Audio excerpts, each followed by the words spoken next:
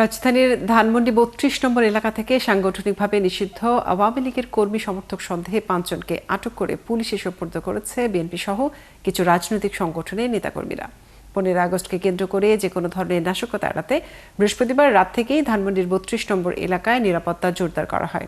এরই মধ্যে দুজন সেখান থেকে ফেসবুকে লাইভ করছিলেন। তাদেরকে আওয়ামী লীগের কর্মী সন্দেহে আটক করে পুলিশে সোপর্দ করে উপস্থিত জনতা। পরে অন্য আরও ৩ জনের গতিবিধি সন্দেহজনক হওয়ায় তাদেরকেও আটক করে পুলিশ।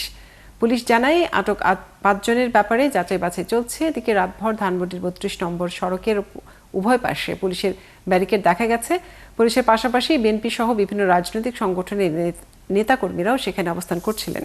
নিষিদ্ধ ঘোষিত সংগঠন যেন কোনো ধরনের বিশৃঙ্খলা সৃষ্টি করতে না পারে, তার বিরুদ্ধে আমরা এখানে অবস্থান।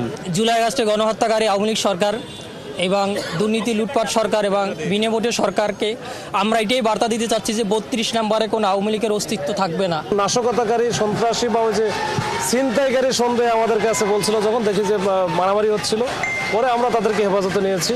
আমরা যাচাই বাছাই করে যদি ওইরকম ছিনতাইকারী বা এরকম কোনো কিছু যদি না থাকে তাহলে আমরা ছেড়ে দেবো। আর যদি দেখি যে এরকম আসলে তারা ছিনতাইকারী বা অন্য কোনো কিছু, তাহলে সেক্ষেত্রে 3 জন নেওয়া হয়েছে এখন পর্যন্ত।